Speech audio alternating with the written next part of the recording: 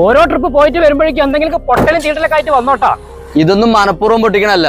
ഒരു വണ്ടിക്ക് സൈഡ് കൊടുത്തപ്പോ റോഡിലേക്ക് ചാഞ്ഞ ഒരു കൊമ്പടിച്ചാണ്. അത് വിളി, ഞാൻ എന്റെ വീട്ടിലെ ടെൻഷനിൽ എന്തൊക്കെയോ പറഞ്ഞാണ്.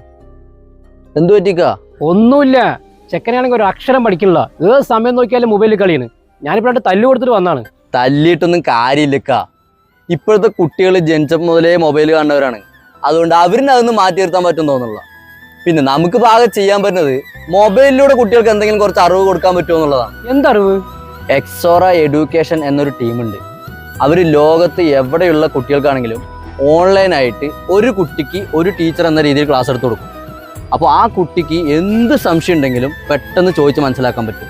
ഇനി കേരളത്തിൽ ഇവർ എവിടെ വേണമെങ്കിലും ഓഫ്ലൈനായിട്ടും ക്ലാസ് എടുത്ത് കൊടുക്കും. നമ്മൾ വെറുതെ കുട്ടികളെ പഴി പറഞ്ഞിട്ട് കാര്യമില്ല. ചില കുട്ടികൾക്ക് കൂട്ടത്തോടെ ഇരുന്ന് പഠിക്കുന്നതിനേക്കാളും എളുപ്പം ഇതുപോലുള്ള ക്ലാസ്സുകളായിരിക്കും. കൂടുതൽ വിവരങ്ങൾക്ക് ഈ കാണുന്ന നമ്പറിൽ കോൺടാക്ട് ചെയ്താൽ മതി കേട്ടോ.